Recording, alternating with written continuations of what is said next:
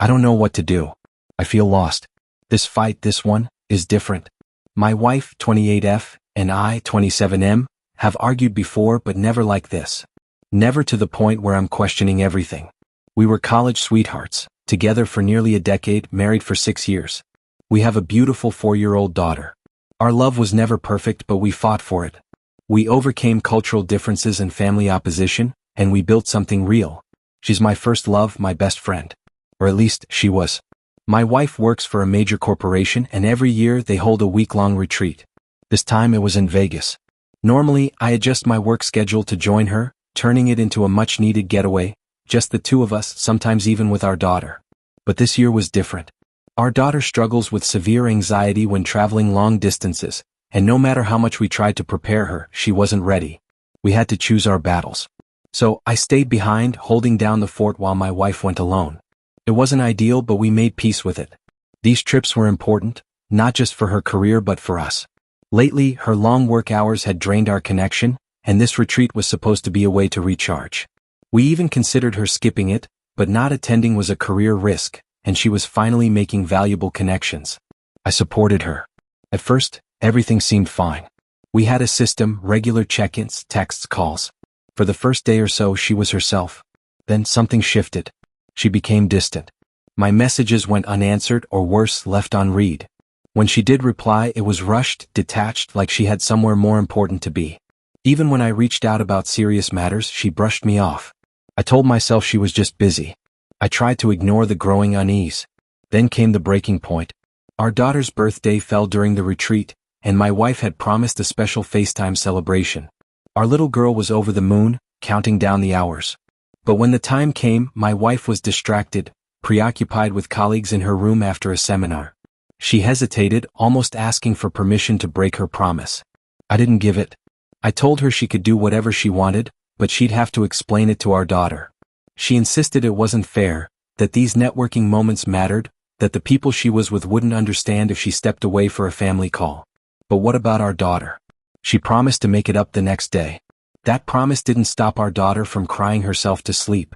And when the call ended, my wife hung up abruptly, leaving me alone to pick up the pieces. That moment changed something in me. And I can't shake the feeling that this is just the beginning. She didn't keep her word. The rain check never happened. Instead, she was busy, too busy, documenting the retreat all over social media.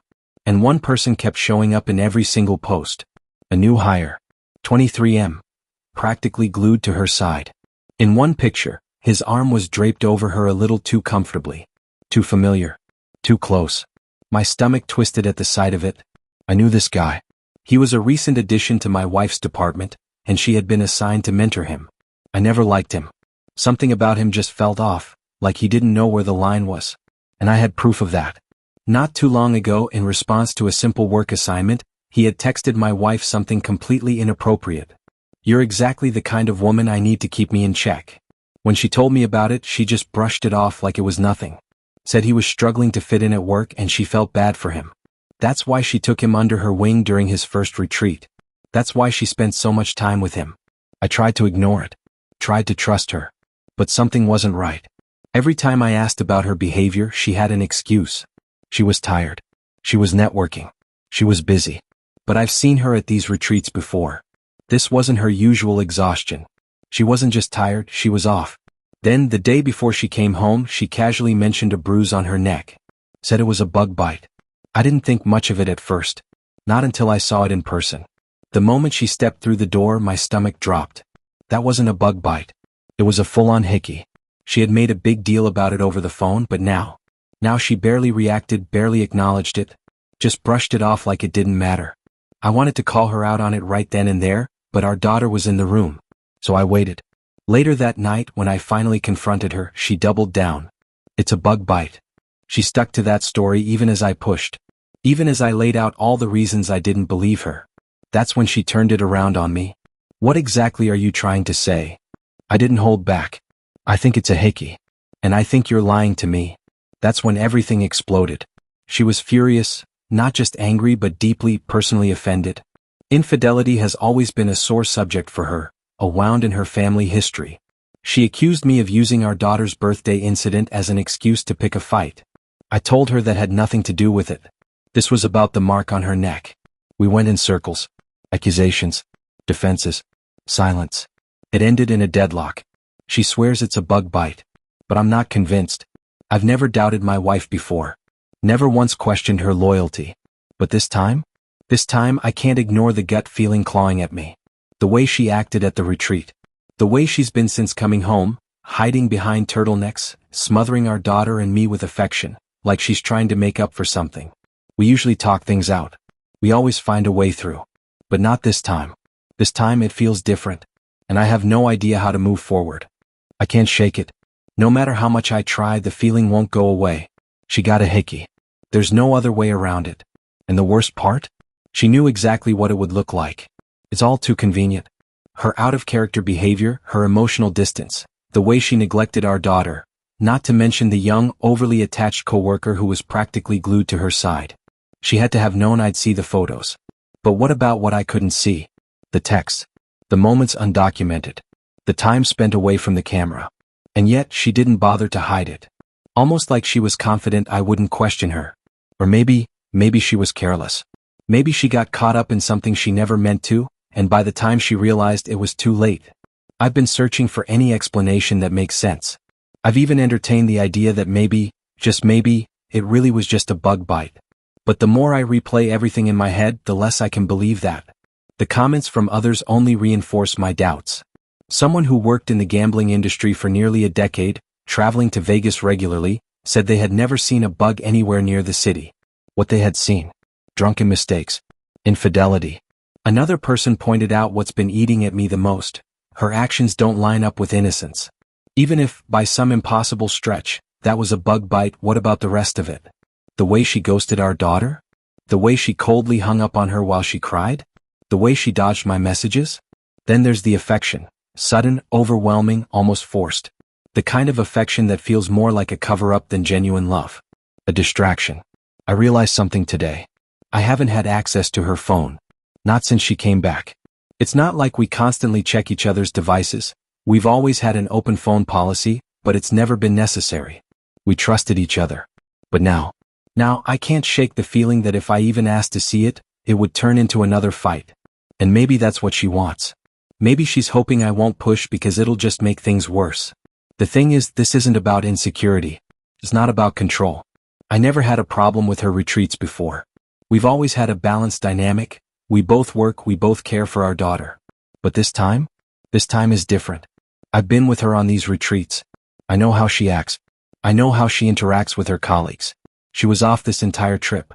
And I'm terrified of what that means. I trusted her. Even after everything, the distant behavior, the late responses, the suspicious photos, I wanted to believe her. I even bought things to help treat what she called a bug bite. But when I saw it in person, there was no denying it. That wasn't a bug bite. It was a hickey. And the moment I confronted her, everything started unraveling. 7 days later. I wanted to give an update. To be honest, I'm still trying to process everything. 4 days, we were trapped in a cycle, either fighting or drowning in the suffocating silence between us. My wife poured affection onto our daughter and me like it was some kind of bandage, but I saw right through it. And the bruise? It faded from that deep, telltale reddish purple to a sickly yellow. I barely even saw it anymore because she was always wearing turtlenecks. And just like that, the Vegas retreat became off limits. She refused to discuss it further. Told me she was done defending herself. That was the breaking point. Do whatever you want, I told her. But I'm done being treated like an idiot. And I'm not sharing a bed with someone I can't trust. So I moved into the guest room. The silence after that was unbearable. Even our 4-year-old daughter could sense something was wrong. I tried to keep her out of it, but kids are smarter than we give them credit for. Then one night, my wife came to the guest room. I could tell she'd been crying. "Can we talk?" she asked, voice raw. She said she hated how things were between us. That she felt like she was losing me no matter what she did. I told her I needed complete honesty. Nothing less. And then she broke. She admitted it. She cheated. On our daughter's birthday. With that damn coworker. She said it started with making out. That things escalated to over-the-clothes stuff. That he went down on her. It stopped only because, get this, he called her by a nickname that I affectionately use for her. That snapped her out of it. She ran to splash water on her face and saw the hickey in the mirror. The one he gave her. Apparently he laughed it off. Said it was her souvenir. She blew up at him, kicked him out of her suite. And then she spent the rest of the trip avoiding me, drowning in guilt. She swore she was coming clean because she didn't want to hide things anymore. I asked her the question that had been haunting me. Why? What was it about him that made you risk everything? Her answer? It wasn't him specifically. She insisted she wasn't unhappy in our marriage, that she couldn't even explain why she did it. Then she said something that shook me. She told me she sees her father every time she looks in the mirror. A man consumed by work, distant from his family, a cheater. She said her parents never talked about the wounds he caused. Her mother just silently endured it. But I wasn't about to let her off the hook. Your parents didn't make you cheat. You did that. You made every single choice. She didn't fight me on it. Just nodded, tears streaming down her face. She apologized for everything, for cheating, for entertaining his advances, for breaking my trust, for hurting our daughter. She swore she would do anything to fix this. HR reports. Quitting her job. Counseling. Anything. I told her the truth. I don't even know what right looks like anymore. Or if it's even possible for us. I thought we could always talk things out. That no matter how hard things got, we would find a way back to each other. She insisted we still could. She gave this desperate, emotional speech about fighting for our marriage, about our family. But all I felt was numb. I don't recognize you, I told her. Not just because of the betrayal. Not just because she broke our vows. But because of what she did to our daughter. She failed not just as a wife but as a mother. And no amount of apologies could change that. She begged me not to give up on us. But I couldn't give her the answer she wanted. We need to separate, I told her. She resisted. Didn't want to separate. Said we could work through this while staying in the same house. I shut that down immediately. No. Either you leave or I leave. But I'm not living under the same roof like this. She broke down. But in the end she agreed to go. Not because she wanted to. But because I gave her no choice. She asked me not to keep our daughter from her. And now she's staying with her parents. The same parents who made her into the person she never wanted to become. I don't know where we go from here. But I do know one thing. This is not the woman I married. And I don't think she ever will be again. I never thought this would be my life. Never thought my wife, the woman I built my world around, would be the one to shatter it. The separation has been an adjustment, but it's our reality now. Our daughter still believes her mom is just busy with work like always. She hasn't started asking hard questions yet, but I know that day is coming. And I have no idea what I'm going to say. My mother-in-law called recently. She didn't defend my wife's actions, she couldn't. But she's advocating for me to forgive. She told me about times when my wife would talk about me, calling me the anchor she always wanted. My mother-in-law believes we still have something worth fighting for. I don't know if I agree. I never imagined this kind of betrayal from my wife. She was my safe place. The one person I thought would always have my back. Now I feel numb and broken. I still love her. That much hasn't changed. But everything else has. I don't see her the same. I don't see our relationship the same. I don't even see our family the same. Right now things are tense. Everything is still raw. I think this period of separation is the best thing for us, even if it's painful. I'm not sure if this ends in divorce. I haven't let myself go there fully, not yet. But I'm not set on staying together either. For now my focus is on our daughter. On taking things one step at a time. It's all I can do right now. And honestly, I have no idea what the future holds. Does this story resonate with you? Betrayal is something no one truly expects, especially from the person they trust the most. If this story resonated with you, let us know in the comments. Have you ever experienced a situation like this? What did you do? A lesson to take away. If there's anything to learn from this story, it's this. Trust is fragile. It takes years to build but only a moment to destroy. And once it's broken, no apology, no amount of regret, can undo the damage. If you're in a relationship, remember, love isn't just about feelings. It's about choices. Every day you choose to be faithful, to be honest, to be present for your partner and your children. And if you're ever in OP's shoes, remember your worth. You deserve loyalty, respect, and love that doesn't come with betrayal. If this story moved you, like, share, and subscribe for more real stories and discussions on love, trust, and relationships. Let's keep the conversation going.